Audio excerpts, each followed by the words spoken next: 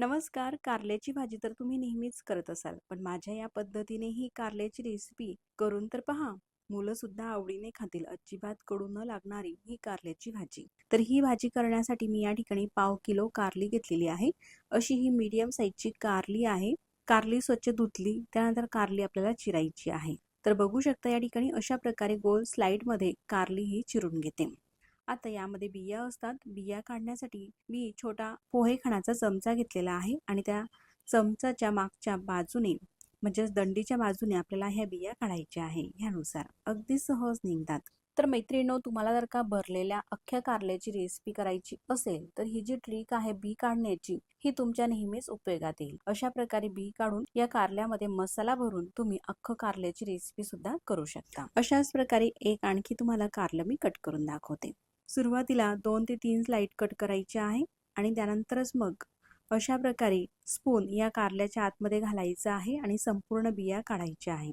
तर कारल्याच्या आतमधील बिया काढण्याची ही अतिशय सोपी पद्धत आहे. एकच वेळेस सगळ्या बिया ह्या बाहेर येतात आणि मग कारल्याची रेसिपी म्हणा किंवा कारल्याची भाजी म्हणा खाताना मध्येच ते कचकच लागत नाही किंवा बी त्यामध्ये कडक दाताखाली येत नाही. अशाच प्रकारे संपूर्ण कारल्याच्या ह्या बिया मी काढून घेते आणि कारली ही चिरून घेते. तर या ठिकाणी ह्या 2 कारल्याच्या बिया मी सुरुवातीला काढलेल्या आहे. कारली ही चिरते. छान असे पातळसर स्लाइड करायचे आहे कारल्याचे. चिप्स करण्याची खिसणी असेल, तुम्ही चिप्स करण्याच्या खिसणीचा सुद्धा वापर करू शकता. मी सुरीनेच अशा प्रकारे हे कारलं चिरून घेते. आता तुमच्या आवडीप्रमाणे मी गोल स्लाइडमध्ये कट करत आहे. तुम्हाला हवं तसं कारलं तुम्ही कट करू शकता. छान असं रिंग सारखं हे कारलं आपण चिरलेलं आहे. अशाच प्रकारे घेतलेलं पाव किलो कारलं चिरून घेतलेलं आहे.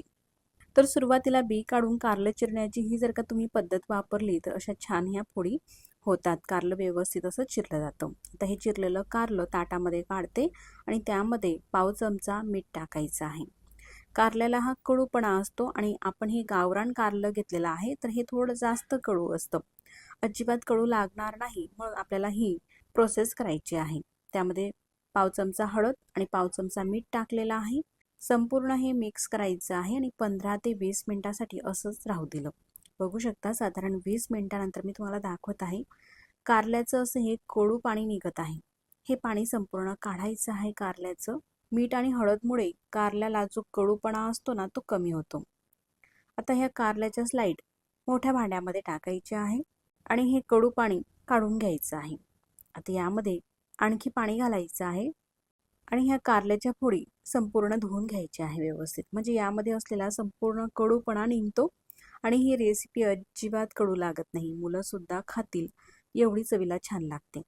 पाण्याच्या आतमधून काढत असताना अशा प्रकारे पिळून ह्या फोडी काढायच्या आहे आणि एखादी चाळणीमध्ये ठेवू शकता किंवा ताटामध्ये जरी ठेवलं ना तरी सुद्धा चालेल. मी अशा प्रकारची ही चाळण घेतलेली आहे. म्हणजे यामध्ये काही एक्स्ट्राचं पाणी तर ते निघून जाईल. बघू शकता हे खालचं संपूर्ण कडू पाणी निघालेलं आहे. आता गॅसवरती कढई ठेवायची आहे आणि त्यामध्ये एक मोठा चमचा तेल घालायचं आहे.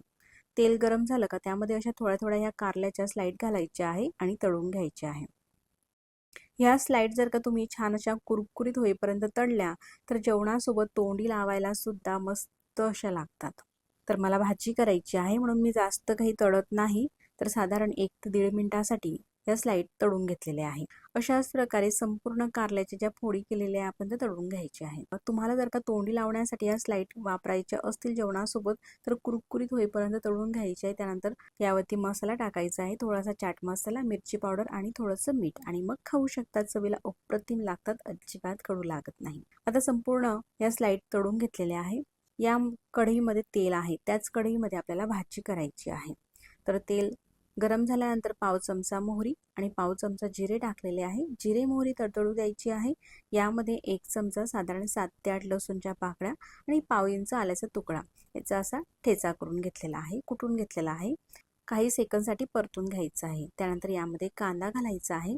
तर ही कारल्याची भाजी आहे. कारल्याच्या भाजीमध्ये कांद्याचा थोडासा जास्त वापर केला ना भाजी चवीला छान लागते. म्हणून मीडियम साईजचे 2 कांदे चिरून घेतलेले आहे. साधारण 1 मोठी वाटी असा हा कांदा चिरलेला आहे. खूप बारीक चिरायचा नाही, असा हा मीडियम चिरलेला आहे. कांदा यामध्ये टाकायचा आहे आणि परतून घ्यायचा आहे. हलका असा ब्राऊन रंग येईपर्यंत कांदा आपल्याला भाजून घ्यायचा आहे. कांदा असा थोडासा ब्राऊन रंगावरती भाजून झालेला आहे। आता यामध्ये आपल्याला काही मसाले टाकायचे आहे। तर पाव चमचा धने पावडर आणि अर्धा चमचा लाल मिरची पावडर टाकत आहे। तुम्ही तुमच्या चवीनुसार लाल मिरची पावडर वापरू शकता। त्यासोबतच पाव चमचा गरम मसाला आणि चिमूटभर हळद, त्यासोबतच चिमूटभर हिंग सुद्धा वापरलेला आहे। संपूर्ण मसाले हे मिक्स करायचे आहे। गॅसची फ्लेम अगदी कमी आहे आता यावेळेस, म्हणजे मसाले जळणार नाही। मसाले व्यवस्थित असे परतून घेतले। त्यामध्ये अर्धी वाटी शेंगदाण्याचा हा कूट आहे। तर कच्चे शेंगदाणे आहे, पण जाडसर असे कुटून घ्यायचे आहे। शेंगदाणे मस्त कुरकुरीत होईपर्यंत 1 मिनिटासाठी परतून घ्यायचे आहे। त्यानंतर मग हे तळून घेतलेल्या कारल्याच्या फोडी यामध्ये घालायच्या आहे।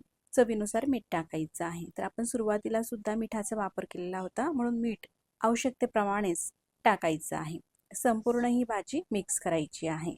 तर केव्हा मी हिरव्या मिरचीची सुद्धा भाजी करत असते। तुम्हाला जर का हिरव्या मिरचीची भाजी आवडत असेल तर तुम्ही लाल मिरचीच्या ऐवजी हिरवी मिरची चिरून सुद्धा वापरू शकता। साधारण 2 ते 3 मिनिटासाठी भाजी परतून घेतलेली आहे। आता आधीच हे आपण तळून घेतलेल्या होत्या कारल्याच्या फोडी, म्हणून शिजलेल्या आहे। जास्त काही आता ही भाजी शिजवायची गरज नाही, 2 ते 3 मिनिटांमध्येच होते। झाकण ठेवून घेतलेलं आहे 1 मिनिटासाठी। आता झाकण काढते आणि यावरती कोथिंबीर चिरून टाकायची आहे आणि मिक्स करायची आहे। आता अजिबात कडू ही भाजी लागू नये म्हणून त्यामध्ये पाव चमचा साखर टाकते, म्हणजे कडू चव ही बॅलन्स होते आणि भाजी चवीला छान लागते।